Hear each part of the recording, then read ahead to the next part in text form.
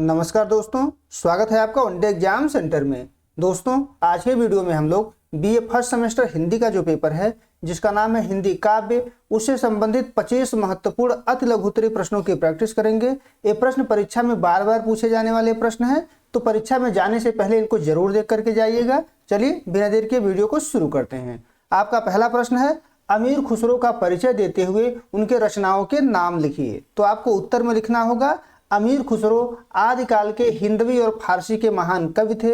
इनको तूती हिंद कहते हैं, यानी हिंद का तोता अमीर खुसरो को कहा जाता है। वह दिल्ली सल्तनत के कई शासकों के दरबारी कवि थे और सूफी संत निजामुद्दीन औलिया के शिष्य भी थे। इनको कव्वाली का जनक माना जाता है। सितार और तबला का आविष्कारक भी इनको माना जाता है। अब इनके प्रमुख रचनाओं का नाम देख लेते हैं। पहेलियां है, मुकरियां है, गजलें हैं, खमसा है, किराना उस सादेन है और तुगलकनामा इनके द्वारा लिखा गया था। इतना लिख देंगे तो आपका ये उत्तर पूरा हो जाएगा।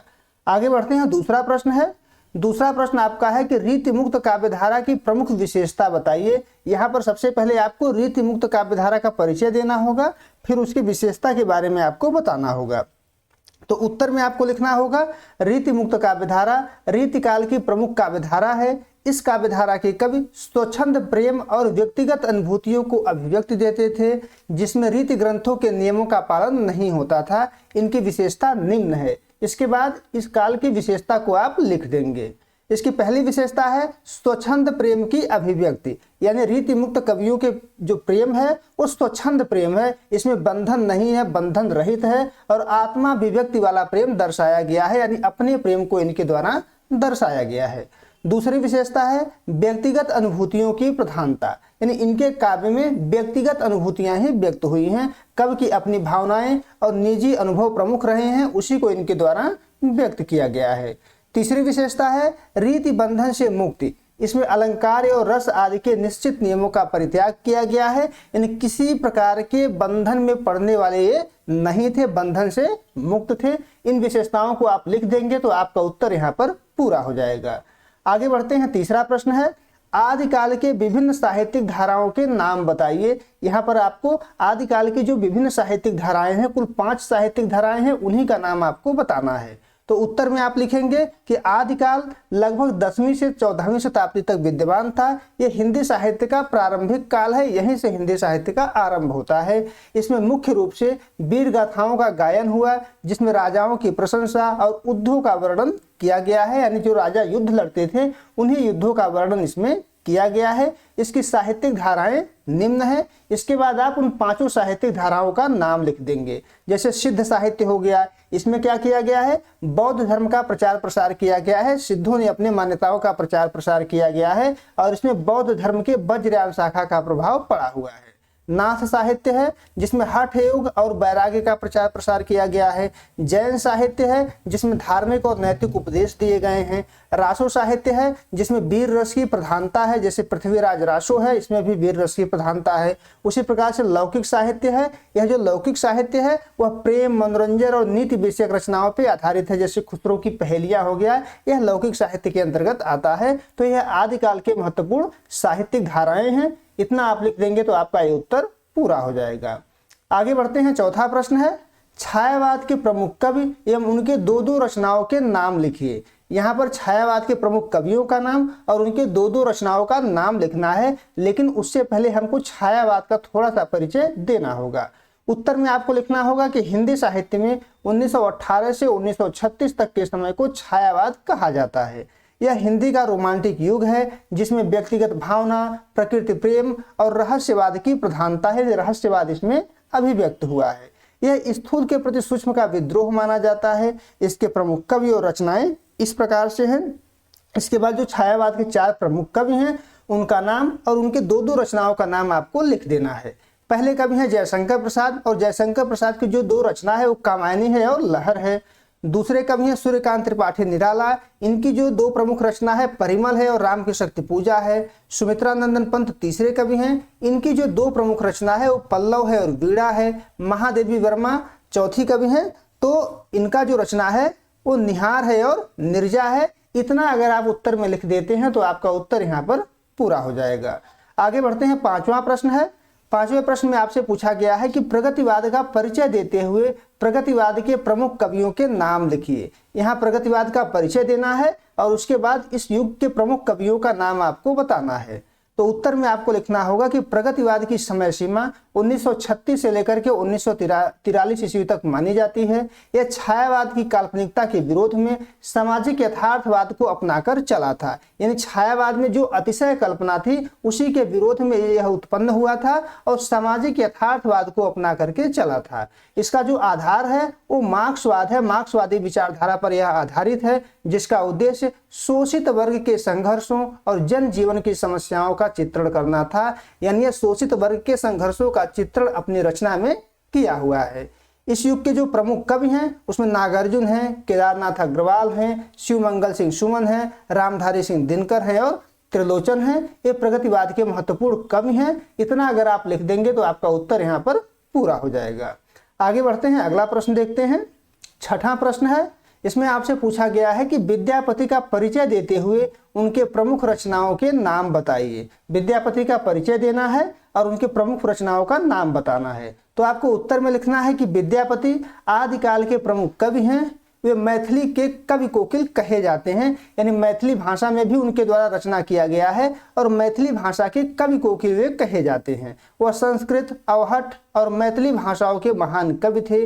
उनकी रचनाएं श्रृंगार और भक्ति रस के लिए प्रसिद्ध हैं। प्रमुख रचनाएं इस प्रकार से हैं, उनके प्रमुख रचनाओं का नाम इसके बाद लिख देना है। जैसे पदावली हो गया जो मैथिली भाषा में लिखा गया है, कीर्तिलता हो गया जो अवहट्ठ भाषा में लिखा गया है, कीर्ति पताका हो गया यह भी अवहट्ठ में लिखा गया है, पुरुष परीक्षा हो गया संस्कृत में लिखा गया है, भू परिक्रमा हो गया यह भी संस्कृत में लिखा गया है। इतना आप लिख देंगे तो आपके इस प्रश्न का उत्तर यहाँ पर पूरा हो जाएगा। आगे बढ़ते हैं, 7वां प्रश्न है। 7वें प्रश्न में आपसे पूछा गया है कि राम भक्ति काव्यधारा की 3 विशेषता बताइए। यहाँ सबसे पहले आपको राम भक्ति काव्यधारा का परिचय देना होगा, फिर उसके 3 विशेषताओं को लिखना होगा। उत्तर में आपको लिखना होगा कि राम भक्ति काव्यधारा भक्ति काल की सगुण काव्यधारा के अंतर्गत आती है। इस काव्यधारा में भगवान राम के मर्यादा पुरुषोत्तम स्वरूप को आराध्य मानकर काव्य रचना की गई है। यानी राम को आदर्श मान करके इस काव्यधारा में कविता लिखी गई है। इसके प्रतिनिधि कवि तुलसीदास हैं। इसकी 3 प्रमुख विशेषताएं निम्न हैं। इसके बाद इसकी 3 प्रमुख विशेषताओं को आपको लिख देना है। पहली विशेषता है दास्य भाव की भक्ति। इन राम काव्यधारा के कवियों के द्वारा दास्य भाव की भक्ति की गई है। कवियों ने स्वयं को राम का सेवक और राम को स्वामी माना है। दूसरा है समन्वय की भावना। इन राम काव्यधारा में समन्वय की भावना पाया जाता है। यहाँ पर सगुण निर्गुण, ज्ञान, कर्म, भक्ति, शैव वैष्णव विभिन्न संप्रदायों के बीच समन्वय स्थापित किया गया है। तीसरा विशेषता है आदर्श समाज की स्थापना। राम काव्यधारा के जो कवि हैं उनके द्वारा एक आदर्श समाज की स्थापना का प्रयास किया गया है। राम के आदर्श चरित्र के माध्यम से नैतिक मूल्यों और मर्यादाओं को बढ़ावा दिया गया है और एक आदर्श समाज को स्थापित करने का प्रयास किया गया है। इतना आप लिख देंगे तो आपका उत्तर यहाँ पर पूरा हो जाएगा। आगे बढ़ते हैं, 8वां प्रश्न है और 8वें प्रश्न में आपसे पूछा गया है कि रीति मुक्त काव्यधारा के कवि एवं उनके एक एक रचना का नाम बताइए। यहाँ बताइए कर लीजिएगा, नाम बताइए। रीति मुक्त काव्यधारा के कवि एवं उनके एक एक रचना का नाम बताइए। उत्तर में आपको लिखना होगा कि रीति मुक्त काव्यधारा रीति काल की प्रमुख काव्यधारा है। इस काव्यधारा के कवि रीति के बंधनों को न मानकर स्वच्छंद प्रेम को काव्य का आधार बनाते थे। प्रमुख कवि और उनकी रचनाएं इस प्रकार से हैं। उसके बाद कवियों के नाम और उनके एक एक रचनाओं का नाम लिख देना है। जैसे घनानंद इश्कलता लिखे हुए हैं, आलम जो है आलम केली लिखे हुए हैं, बोधा की रचना विरह बारिश है और ठाकुर के द्वारा ठाकुर ठसक लिखा गया है। इतना आप लिख देंगे तो आपका उत्तर यहाँ पर पूरा हो जाएगा। आगे बढ़ते हैं, 9वां प्रश्न है।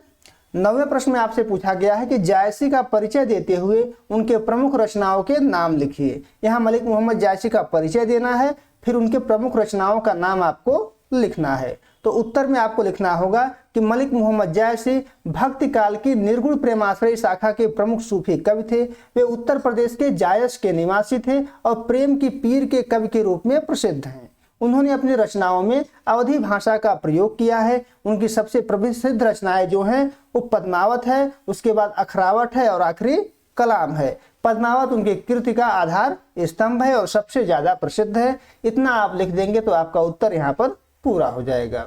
आगे बढ़ते हैं, 10वां प्रश्न देख लेते हैं। 10वें प्रश्न में आपसे पूछा गया है कि द्विवेदी युग का परिचय देते हुए प्रमुख कवि एवं उनके एक एक रचनाओं के नाम लिखिए। यहाँ पर सबसे पहले आपको द्विवेदी युग का परिचय देना है, फिर उस युग के प्रमुख कवि और उनके एक एक रचनाओं का नाम आपको लिखना है। तो उत्तर में आपको लिखना होगा कि द्विवेदी युग हिंदी साहित्य में 1900 से 1918 ईस्वी तक आचार्य महावीर प्रसाद द्विवेदी के नाम पर चला है, जिसमें खड़ी बोली को कविता की भाषा के रूप में प्रतिष्ठित किया गया था तथा नैतिकता, राष्ट्रीयता और समाज सुधार की भावना पर बल दिया गया। यानी जो द्विवेदी युग है वो हिंदी में 1900 से लेकर के 1918 तक था। इसमें खड़ी बोली को अपनाया गया है, खड़ी बोली को प्रतिष्ठित किया गया है और नैतिकता, राष्ट्रीयता और समाज सुधार की भावना पर बल दिया गया है। इस युग के जो प्रमुख कवि हैं और उनकी रचनाएं इस प्रकार से हैं। जो महावीर प्रसाद द्विवेदी हैं उनके द्वारा काव्य मंजूषा लिखा गया है। अयोध्या सिंह उपाध्याय हरिऔध हैं जिनके द्वारा प्रिय प्रवास लिखा गया है। मैथिली शरण गुप्त हैं जिनके द्वारा साकेत लिखा गया है। इतना आप लिख देंगे तो आपके इस प्रश्न का उत्तर पूरा हो जाएगा।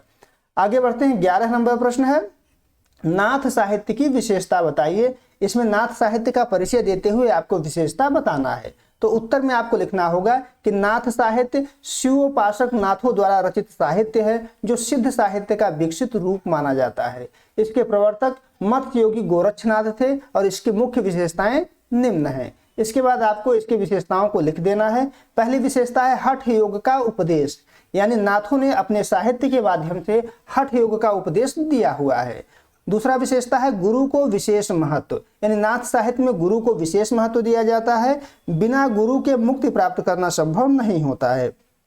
तीसरी विशेषता है नारी निंदा और भोग विलास का विरोध, यानी स्त्रियों का निंदा इनके द्वारा किया गया है, भोग विलास का विरोध इनके द्वारा किया गया है।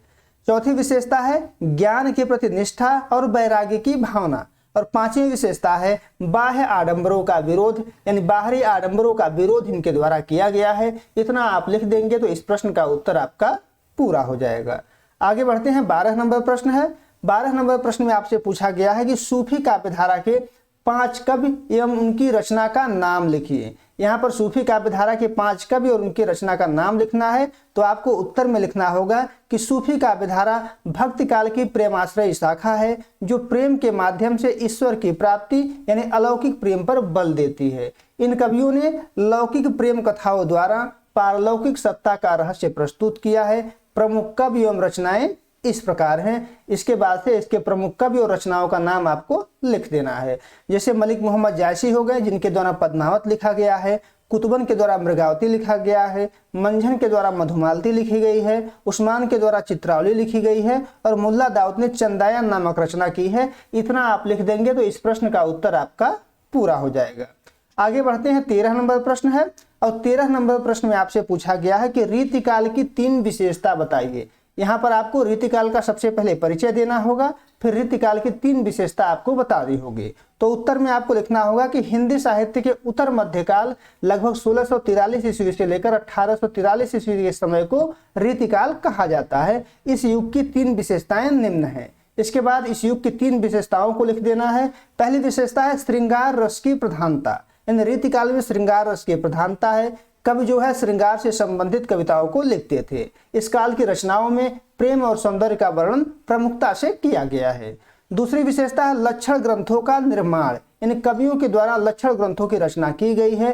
काव्य के अंगों जैसे रस, अलंकार, छंद के नियम बताने वाले ग्रंथों की रचना इस युग में किया गया है। तीसरी विशेषता है दरबारी आश्रय और विलासिता, यानी कवि जो है विलासी होते थे और राजाओं के दरबार में रहते थे। अधिकांश कवि राजाओं और नवाबों के आश्रय में रहकर उनके मनोरंजन के लिए कविता लिखा करते थे। इतना आप लिख देंगे तो इस प्रश्न का उत्तर आपका पूरा हो जाएगा। 14 नंबर प्रश्न है सूरदास के बारे में बताते हुए उनके प्रमुख रचनाओं के नाम लिखिए। यहाँ पर सबसे पहले सूरदास के बारे में बताना है, फिर उनके प्रमुख रचनाओं का नाम आपको लिखना है। तो उत्तर में आपको लिखना होगा कि सूरदास भक्ति काल के महान कृष्ण भक्त कवि थे जिनका जन्म 1478 ईस्वी में हुआ था। वे महाप्रभु वल्लभाचार्य के शिष्य और अष्टछाप कवियों में सबसे प्रमुख थे। उन्हें वात्सल्य और श्रृंगार रस का सम्राट कहा जाता है। उनकी जो रचना है वो ब्रज भाषा में है और इनमें कृष्ण की बाल लीलाओं का मनोहारी चित्रण इनके द्वारा किया गया है। इनकी 3 प्रमुख रचनाएं हैं जिसमें सूरसागर, सूर सारावली और साहित्य लहरी आता है। यानी 3 प्रमुख रचना इनके द्वारा किया गया है, सूरसागर, सूर सारावली और साहित्य लहरी। आपको बता दें सूरदास की कुल रचनाओं की संख्या 12 माना जाता है, लेकिन 3 ही रचना प्रमुख मानी जाती है जो प्रमाणिक है, जो हमने यहाँ आपको बता दिया है। तो इतना आप लिखेंगे तो इस प्रश्न का उत्तर आपका पूरा हो जाएगा। आगे बढ़ते हैं, 15 नंबर प्रश्न है। इसमें आपसे पूछा गया है कि आधुनिक काल को विभिन्न कालखंडों में विभाजित करते हुए उसकी समय सीमा बताइए। तो यहाँ आधुनिक काल को आपको विभिन्न कालखंडों में विभाजित करना है और उसके समय सीमा को बताना है। तो उत्तर में आप लिखेंगे कि हिंदी का आधुनिक काल 1850 ईस्वी से अब तक है, जिसका विभाजन इस प्रकार है। उसके बाद आधुनिक काल को विभिन्न छोटे छोटे कालखंडों में बांट देना है। जैसे भारतेंदु युग हो गया जो 1850 से 1900 तक रहा है, द्विवेदी युग 1900 से 1918 तक, छायावाद 1918 से 1936 तक, प्रगतिवाद 1936 से 1943 तक, प्रयोगवाद 1943 से 1951 तक, नई कविता 1951 से 1960 तक, और इसके बाद समकालीन कविता है 1960 से अब तक। यानी 1960 से अब तक की जो कविता है उसको समकालीन कविता के नाम से जाना जाता है। इतना आप लिख देंगे तो आपका उत्तर यहाँ पर पूरा हो जाएगा। आगे बढ़ते हैं, 16 नंबर प्रश्न है और 16 नंबर प्रश्न में आपसे पूछा गया है कि आदिकाल की प्रमुख विशेषता बताइए। यहाँ सबसे पहले आपको आदिकाल का परिचय देना होगा, फिर उसके प्रमुख विशेषताओं को आपको बताना होगा।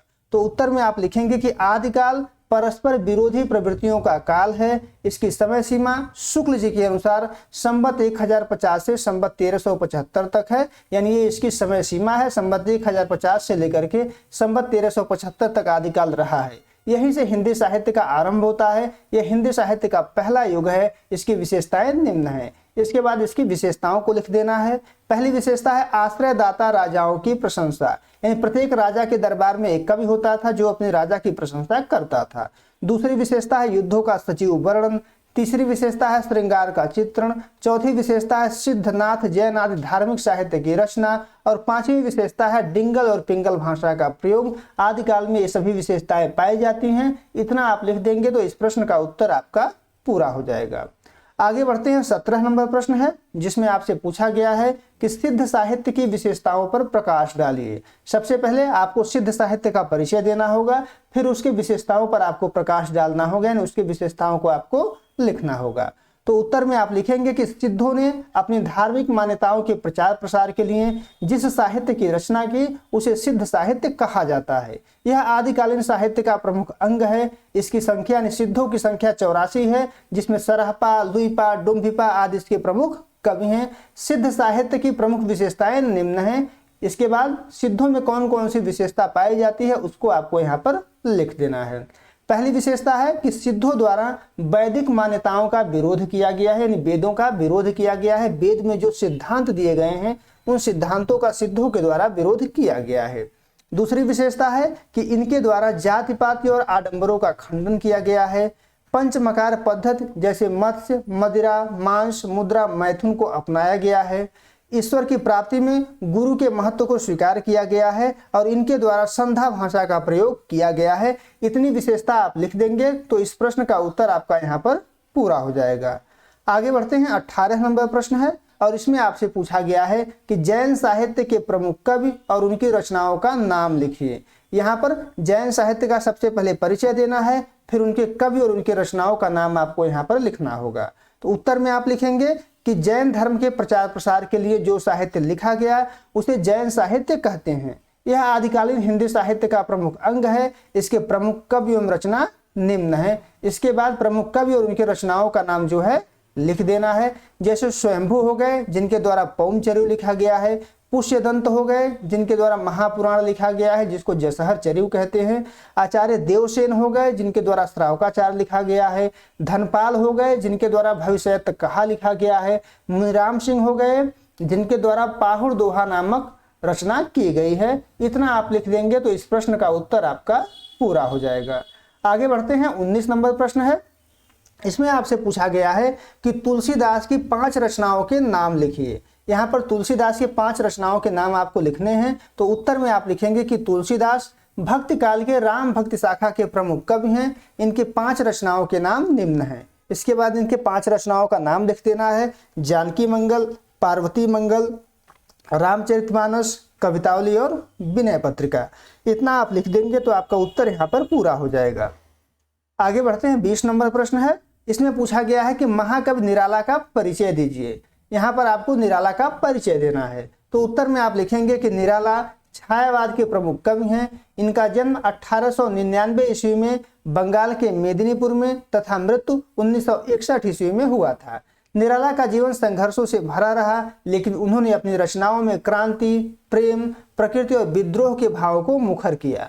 उनकी रचनाओं में राम की शक्ति पूजा, अनामिका, परिमल, गीतिका आदि शामिल हैं। वे अपने मुक्त छंद के प्रयोग के लिए विशेष रूप से जाने जाते हैं। इतना आप लिख देंगे तो इस प्रश्न का उत्तर आपके पूरा हो जाएगा। आगे बढ़ते हैं, 21 नंबर प्रश्न है और 21 नंबर प्रश्न में आपसे पूछा गया है कि आदिकाल के नामकरण पर चर्चा कीजिए। यहाँ पर आपको आदिकाल के नामकरण पर चर्चा करनी है। तो उत्तर में आप लिखेंगे कि आदिकाल हिंदी साहित्य का पहला काल है। यहीं से हिंदी साहित्य का आरंभ होता है। इसकी जो समय सीमा है वो संवत 1050 से लेकर संवत 1375 तक रहा है। विभिन्न विद्वानों ने इसका नामकरण इस प्रकार से किया हुआ है। उसके बाद इसके नामकरण के बारे में आप बताएंगे। जैसे जॉर्ज ग्रियर्सन ने इसको चारण काल कहा है, मिश्र बंधुओं ने इसको प्रारंभिक काल कहा है, महावीर प्रसाद द्विवेदी ने इसको बीज वपन काल कहा है, रामचंद्र शुक्ल ने इसको वीरगाथा काल कहा है, राहुल सांकृत्याय ने सिद्ध सामंत काल कहा है, राम कुमार वर्मा ने संधि एवं चारण काल के नाम से इसको पुकारा है। इतना आप लिख देंगे तो इस प्रश्न का उत्तर आपके पूरा हो जाएगा। हजारी प्रसाद द्विवेदी ने इसको आदिकाल कहा है। इतना आप लिख देंगे तो इस प्रश्न का उत्तर आपके पूरा हो जाएगा। अब आगे बढ़ते हैं, 22 नंबर प्रश्न देख लेते हैं। इसमें आपसे पूछा गया है कि रासो काव्यधारा के प्रमुख कवि एवं रचनाओं के नाम लिखिए। यहाँ पर सबसे पहले रासो काव्यधारा का परिचय देना है, फिर उनके प्रमुख कवि और उनके रचनाओं के नाम आपको लिखने होंगे। तो उत्तर में आप लिखेंगे कि रासो काव्यधारा आदिकालीन हिंदी की प्रमुख काव्यधारा है। आदिकाल के में राजाओं के दरबार में चारण कवि होते थे, जिनके द्वारा अपने राजा का गुणगान किया जाता था। उन्हीं के द्वारा लिखे गए साहित्य को रासो साहित्य कहा जाता है। यानी आदिकाल में जो राजा होते थे, राजा महाराजा के दरबार में कवि होते थे और उन कवियों के द्वारा अपने राजा का गुणगान किया जाता था। उन्हीं गुणगानों को रासो साहित्य के नाम से जाना जाता है। इस काव्यधारा के प्रमुख कवि एवं रचना इस प्रकार है। इसके बाद इस काव्यधारा के प्रमुख कवि और उनके रचनाओं का नाम आपको लिख देना है। जैसे दलपति विजय हो गए, जिनके द्वारा खुमार रासो नामक ग्रंथ लिखा गया है। नरपति नाल हैं, बीसल देव रासो लिखे हैं। जगनिक के द्वारा परमाल रासो लिखा गया है। चंद्रवरदाई के द्वारा पृथ्वीराज रासो नामक ग्रंथ लिखा गया है। इतना आप लिख देंगे तो आपके प्रश्न का उत्तर यहाँ पर पूरा हो जाएगा।